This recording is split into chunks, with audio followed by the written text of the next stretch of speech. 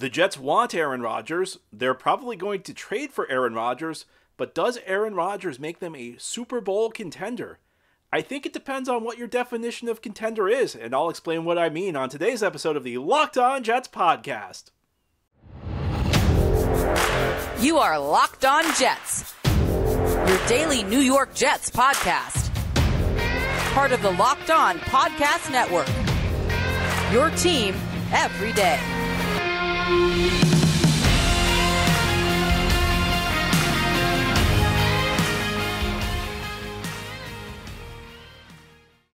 Welcome, this is the Locked On Jets podcast, part of the Locked On Podcast Network, your team every day. It's Thursday, March 23rd, 2023, and I'm your host, John B. from GangGreenNation.com, thanking you for making the show your first listen or first watch every day. This podcast is free and available on all platforms, including YouTube. If you like what you see or hear, hit the subscribe button where you're watching or listening so that you'll never miss an episode. If you're listening on a podcast source, please give the show a 5-star review, and if you're watching on YouTube, please a big thumbs up. These things help the podcast out and help other Jets fans find Locked On Jets. And today our episode is brought to you by FanDuel Sportsbook, official sportsbook of the NFL.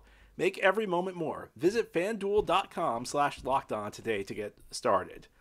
Well, today we're going to have our weekly mailbag. Each week we try to do it on Wednesday. We missed it last week because of all the free agency action, all the Aaron Rodgers action. And this week we were going to do it on Wednesday, but the Elijah Moore trade had something to say about that. So finally we're getting to our weekly mailbag. And once again, thank you so much to all you listeners for sending in your questions. We could not do a mailbag show without mailbag questions, so thank you for producing them. And we're going to begin with the topic on everybody's mind. That, of course, is Aaron Rodgers. Chris writes, a lot of the talk about how Aaron Rodgers makes the Jets a Super Bowl contender, although it seems like they have a fair amount of work to do for that to be the case. Do you think it's realistic that they can upgrade the offensive line, add another playmaker, and still fill in the holes on the defense created by free agent losses? Robert Saleh and others talk about running it back with the defense, but they've lost Rankins and others. They don't have a ton of cap space, and there are not a lot of impact players remaining in free agency. It seems like even with Rodgers, they would likely be a playoff team, but a few significant steps away from being a real Super Bowl contender without a fair amount of upgrades. And then there's a follow-up question. Any chance you could get Joe Beningo on sometime? Would be amazing to hear you interview him.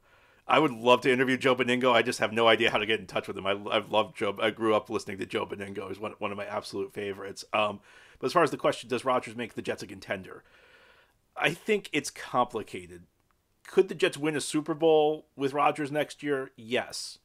Is that the most likely outcome? I would say no. And I think that, over the course of the NFL season, you have things that you can control and things you cannot control. And to win a Super Bowl, you don't just need the things you can control to go right. You need the things you cannot control to go right. And some of that's injury luck. Some of that's, in a big game, not having a bad call go against you. I mean, that's the Philadelphia Eagles about that. I mean, a championship game can swing literally on a call, on a suspect call. And there are all these other factors here. So when I think about something like this, I think about, like, if we played the season 100 times, what's like the median scenario? What's like the middle scenario for the Jets? Because you'll have your incredible scenarios at the top where just like everything goes your way, and you'll have your terrible scenarios where nothing goes your way. So when I look at this, I mean, the terrible scenario is Rodgers is disinterested. He's just cashing a $60 million check. The Jets make a lot of big moves, big names, but guys who really aren't focused. Lots of personalities in the locker room. There's some clashes. The team gets off to a bad start. It all falls apart. Maybe even another alternative to that, the nightmare scenario would be like a major injury to Rodgers in training camp and the season just falls apart. So that's like at the very bottom. Those are like the if you play the season out 100 times, those are like going to be the worst case scenarios. The best case scenario for the Jets is something like, Buffalo regresses. Maybe another team, maybe other teams who are contenders are injury prone.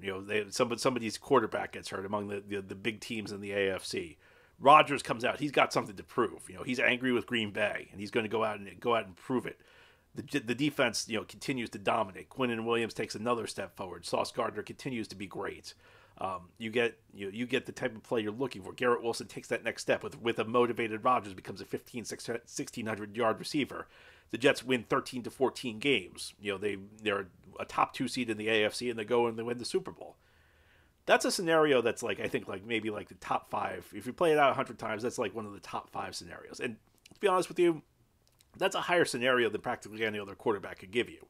I mean, I don't think like the 95th percentile scenario with Derek Carr is winning the Super Bowl. So I think Aaron Rodgers, when we talk about raising the ceiling, and that's an overused phrase, but I think Aaron Rodgers does. If in the scenario where everything breaks right, Aaron Rodgers can take you to that next level. But the median scenario, I think, is what you played out. Like, if we're talking about like the 50th, 51st, 49th, again, we're playing the season out 100 times. The 49th, 50th, 51st best scenario for the Jets, I think it's something like what you laid out. A team that's likely to make the playoffs, a team that I would guess probably wins somewhere between 9 and 11 games, but a team that has some pretty substantial holes to it that prevents it from going higher. I think right now, if you're being objective, I probably would say Buffalo would be the team to beat in the AFC East. I think that the other, Kansas City is the team to beat in the AFC at this point. I think they're pretty much the default team to beat in the conference. Cincinnati's right there. I think the Jets are behind those three teams, even with Aaron Rodgers right now. And I think that the Jets need an awful lot to break their way in order for the championship to happen. And I look at this, and I guess this goes back to some of my trepidation about a trade for Rodgers. That it's that to win a Super Bowl, you need things to go right that are just beyond your control, and you can never guarantee it's going to happen. And I think Tom Brady going to Tampa Bay maybe taught us some of the wrong lessons, because first of all, that Bucs team was just loaded with star power. It was loaded with talent. And I'm not saying the Jets are an untalented team. We're past the point where the Jets have a bad roster. I don't think they're at the level that Tampa Bay team is. And Rodgers, he's not the guy he was a couple of years ago. I think the arm is still very good. And so I think Rodgers will give you quality play this year, but I don't know if he's an MVP anymore. I think this, in particular, if we're talking just tangibles, he doesn't have that mobility he used to. And for me, one of the things that really set Rodgers apart in his day, back when he was the guy in the NFL, was he could throw those 40-yard lasers on the run. And he could hit a receiver in stride. And I don't know, I think the arm is still there, but I don't know the mobility is there where he can still get on the run as much. And I think that this especially concerns me on the offensive line with some of the issues the Jets have there.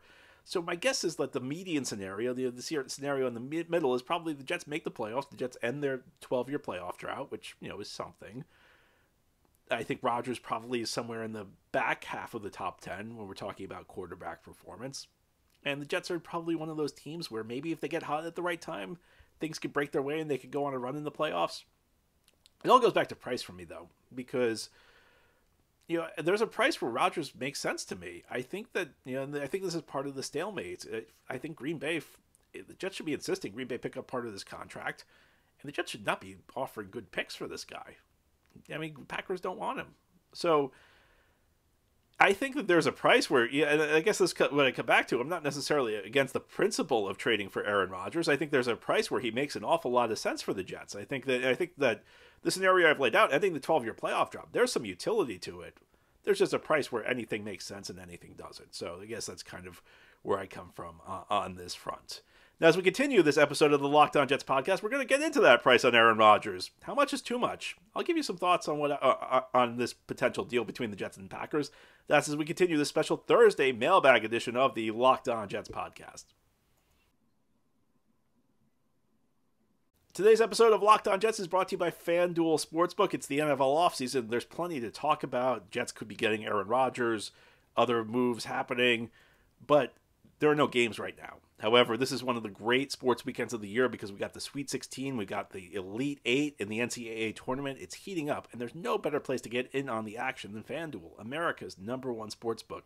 And that's because right now FanDuel is giving new customers a no-sweat first bet of up to $1,000. That's up to $1,000 back in bonus bets if your first bet does not win. Just go to FanDuel.com/lockedon and sign up today to claim your no-sweat first bet. Then you can wager on everything from the money line to point spreads to which team will be cutting down the nets. It's all on an app that's safe, secure, and super easy to use. So don't miss your shot at a no-sweat first bet of up to $1,000 when you join FanDuel today. Just go to FanDuel.com/lockedon to sign up. Make every moment more with FanDuel. This is the Locked On Jets podcast here on this Thursday. We're doing a special mailbag show because we missed our weekly mailbag on Wednesday. Let's move on to a question from Brian. Brian writes, "Hi, John. I'm obviously ecstatic about the Rodgers news. In my opinion, even in his twilight years, Rodgers will end up being a top 5 quarterback in franchise history, which is admittedly pretty sad. Here's my proposal for Green Bay. I, like you, do not want to give up a first-round pick, at least not right off the bat. I would, however, offer to swap first-round picks with Green Bay this year, so they would get pick number 13, and we would get pick number 15. A small thing, but at least something to show we are working in good faith. Then I would offer a conditional fourth-round pick next year, which would become a third-rounder if we make the playoffs, a second if we make the conference championship game, and a first-rounder if we win the Super Bowl. What would your trade offer be? Thanks for the daily Jets content. Well, thank you, Brian. I keep going back to this. The Jets are the only team interested in Rodgers. The Packers can't bring him back. There are no other bidders out there, so I don't understand this talk that the Jets are going to need to give up a first-round pick. I don't understand this talk that the Jets are going to need to give up a second-round pick. Now, I think what Brian says, that could help Green Bay save a little face, and despite, despite the perception out there, dropping from 13 to 15, not a big deal. I think that's fine. I actually would not have a huge problem with that because I think the perception is that's a huge drop. In reality, your odds of hitting at 15 are roughly about the same as they would be at hitting at 13, so that's fine. And the other aspect of this is, if the Jets are going to give up something of value, they need to get something out of this deal. So I like the conditional pick, and of course, if you go back to 2008, it's funny because a few months ago I felt like this would not be the case. A few months ago I figured there would be a lot of teams in on Rodgers, and it just has not panned out that way. And in 2008, the Jets made a deal for Brett Favre, and essentially the deal was based on it was a purely conditional pick. I think it was a fourth-round pick as at a minimum. I think if Favre hit a certain snap threshold, it would be a third-round pick. I want to say if it was the playoffs, it would be a second-round pick all the way to a Super Bowl resulting in a first-round pick. Now, to me, that's fair. I like that proposal from Brian because that's based on what the Jets get out of it. And I'm not one who it's tough for me to say because unless Green Bay's taking on a big part of that contract, I don't know them giving up anything for Rodgers. But to me, a conditional pick that's something that makes sense because then it's based on performance. Then the Jets are essentially getting what they pay. It's a good way to guarantee you're going to get what you pay for. Now, what's going on with Green Bay? It's difficult to say. And I think part of the challenge with this is that everybody needs this deal to get done, but nobody needs this deal to get done today. Rodgers doesn't really need to be on the Jets until training camp to start working with his receivers. And for that reason, the Jets don't really need Rodgers on the team till training camp. Rodgers is not going to come to the offseason program. At least I don't think he would anyway if he was on the team. So they're almost doing Rodgers a favor by dragging this out because ultimately, if you're just eliminating a distraction. You're eliminating a distraction. Why isn't Rodgers here at OTAs? Green Bay doesn't really need to get a deal done either. And you could say that they need to get a 2023 draft pick, so they can't wait till after the draft, because they're trying to build around Jordan Love. Well, let's just say hypothetically the Jets are offering a second-round pick right now. Is a second-round pick really going to be the thing that makes or breaks Jordan Love this year? And beyond that, I think you only really need, especially as a GM or a head coach, you really only need to get a pick this year if your job's on the line. So like a Joe Douglas, if he was making a trade like this, he'd need to get a pick this year. Joe Douglas, at this point of his tenure, could not do what he did back in 2020 when he traded Jamal Adams for a future pick. Joe Douglas' job is on the line this year. I don't think the Green Bay GM or head coach's job is on the line this year, so they can afford to wait. And for the Jets, it's almost better because, again, Joe Douglas' job is on the line. So if he doesn't have to give up a pick till 2024, that's good for him. So it's a situation with a lot of interesting dynamics, and we're kind of in a stalemate right now. And part of it's, as much as people want to talk about, the Packers have so much leverage, I see this all over the national NFL media, which tells me the Packers have a lot of ties to prominent members of the national NFL media. It doesn't tell me the Packers have a lot of leverage. The whole thing with leverage is leverage. You only have leverage if you're willing to walk away from the deal, and nobody's willing to walk away from this deal. Jets have no plan B. The Packers can't bring Rodgers back to. Can you imagine the spectacle if they brought Aaron Rodgers to training camp this year? What do you do? Are you going to bench Jordan Love now? Are you going to have Rodgers be the backup? Come on, they're not going to have Rodgers be the backup. So essentially, your plan with Jordan Love goes out the window. And Rodgers is not. Rodgers is not going to walk away from $60 million. So again, everybody's got an incentive to get this deal done. And maybe something, I think it's going to take a while for this to happen. And I think it could end up being something like Brian suggested, where a conditional pick is, it's one of those things that maybe allows everybody to save face. Now, will the Jets trade 13 for 15? I don't know. I like the Brian proposal though. I think Brian's head is in the right place. I think that's a pretty logical. I think that would be a pretty logical deal for the Jets. Our next question: is there any insight at all about why we have not gotten something done with McGovern or another center? For all the fair criticism you can make of the job Joe Douglas has done with the offensive line, you cannot say that he has failed to prioritize the line, or at least make it look good on paper. So it's hard to understand why we are sitting around doing nothing. Yeah, I have no idea. And this is the whole thing, is I think I get accused of being a huge McGovern fan, which to an extent I am. I mean, I thought he was the best player on the team in 2021, but he did not have a lot of competition that year. The bigger issue, though, is that I've scanned the field looking for a good replacement. I have been looking through the draft prospects. I've been looking through, and by the way, you should never go into the draft, needing to pick a player at the center position, because centers tend to not go very high in the draft. And beyond that, if we're talking about drafting somebody on day 2, I never want to count on a guy picked on day 2 to start. It's a nice surprise when it happens, but there are no really great free agent options either. So I'm puzzled by what the Jets are doing, and McGovern, at least at the time of the recording, is still out there. So maybe there's something we don't know about as far as the rest of the league goes. But I'm with you. I'm really kind of confused by what's going on. Now, here on the Locked On Jets podcast, we'll talk about another kind of unsung Jet. We're going to talk about Bryce Huff. What's his contract situation? Well, we'll discuss it a little bit more as we continue this Thursday mailbag edition of the Locked On Jets podcast. This is the Locked On Jets podcast here on this Thursday. Let's continue with our mailbag show. Our next question: Do you still think Bryce Huff gets a long-term extension, or do you think he plays out his 1-year contract, or do you think another team will sign him away? So I don't think I ever said that Bryce Huff will get a long-term extension. There's a difference between will and should. If I were the Jets, I would be very interested in working out like maybe a 3-year deal with Bryce Huff. And I go through the reasons. First of all, he's a guy who was signed as an undrafted free agent, so he really has not made much money. Second, he's a restricted free agent, so the Jets still have some degree of control over him, and most restricted free agents just end up signing a 1-year deal with their original team. So he's still a year away from getting a payday. Third is, he's been a very good player, but he hasn't been so good that he's guaranteed a deal on the open market next year. He's one bad year away from his market essentially going away. So all of these factors, give the Jets a tremendous advantage in negotiations, because the Jets essentially can give Bryce Huff a deal that, guarantees him, essentially sets him up for life. But they're in a spot because they have, now you want to talk about leverage. This is a spot where their leverage actually exists. The Jets have leverage because of the things that I mentioned. Huff's lack of, the lack of earnings so far, the fact he's still a year away from getting paid, and the fact that, he's a risk, he's one bad season away from not getting paid. That's leverage. And that's the type of thing the Jets can give him enough money to take care of himself for life, and they can essentially convince Huff to potentially leave money on the table, because if Huff has a big season in 2023, he could be looking at a big payday. So if you can get it blocked up this year to a longer-term deal, maybe like a 3-year deal, then you'll have a player at great value for 2 years. So I think they should. I think what probably happens is the Jets, re-sign him for a 1-year contract, which is what happens with most restricted free agents. And then a year from now, we've got a negotiation on our hands. I don't love it, but I think that's probably the direction the Jets will go in. So I don't think I ever predicted it will happen. I just said I think it should happen. I think what will happen is most likely what I said. He'll sign a 1-year contract, and then next year we'll be negotiating.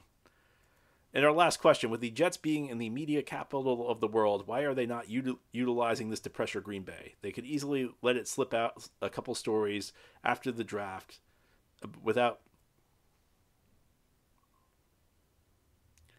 And our last question: with the Jets being in the media capital of the world, why are they not utilizing this to pressure Green Bay? Can't they leak a story about being interested in Lamar or potentially moving up in the draft for a quarterback? Of course, Rodgers would have to be informed that we were doing this for the pressure. Well, I think the challenge with this is kind of what I laid out before, is that the Jets really need to get Rodgers, and there is no plan B. And the thing is, if the Jets are leaking this out, I think it's going to be kind of transparent. I mean, yes, I think the Jets should be interested in Lamar Jackson. I think in a lot of ways he'd be a logical fit. I think he'd much more lines up with the time frame of the current core of the roster than Aaron Rodgers does. But they've already telegraphed what they want to do. I mean, I think it's pretty clear that if they were going to move on, they would have moved on already. And the fact that they let Derek Carr go without signing, the fact that they just said we're interested in Derek Carr, but not until the Aaron Rodgers situation is done, it kind of shows you where they are right now. And that's one of the reasons I felt like they really should have set a hard deadline on this Rodgers thing. I felt like if Rodgers wanted to be here, and it sounds like he does, the Jets should have made that happen earlier. And they should have tried to work out a deal sooner with Green Bay so that they could have a plan B. But because they've let this slip, now essentially we're in this stalemate. And listen, the stalemate could end tomorrow. It's not like it's impossible these teams could strike up a deal. So I don't want to put you into total panic mode, but I don't think the Jets played this right. I said it at the time.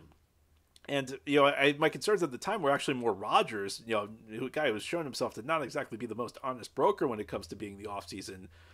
When it comes to figuring out what he's doing in the offseason. Now, to be fair, Rodgers has actually been pretty transparent, at least since he did the McAfee show last week. The issue has been the Green Bay Packers. And essentially because the Jets, I think, and I understand that there are other factors here at play here. I understand the Jets don't control all the cards in a situation like this. But the fact that Jets did not show more urgency before the start of free agency has essentially left them in this position where they're in a stalemate. And I think Jets probably get Rodgers. I think in the end it's probably a moot point, but I don't think leaking anything to the media is really going to impact things now. I think the time for gaining the upper hand was when there were other options available that were credible. But now, even if it leaks now that the Jets are interested in Lamar Jackson, are you really going to believe it? Do you really think the Jets are interested in moving up in the draft? I mean, I just don't think. If I can see through that, you can see through that, I think Green Bay will be able to see through it. So, it just comes down to when these teams are able to get to the negotiating table and work out a trade. Anyway, that's all for today's episode. This has been the Locked On Jets podcast, part of the Locked On Podcast Network. Your team every day is our motto. As always, if you enjoyed the show, hit the subscribe button where you're watching or listening so that you'll never miss an episode. If you're listening on a podcast source, please a 5-star review. And if you're watching on YouTube, please a big thumbs up. These things help the channel out and help other Jets fans find Locked On Jets. Have a great Thursday, everybody. We'll be back tomorrow to close out the week.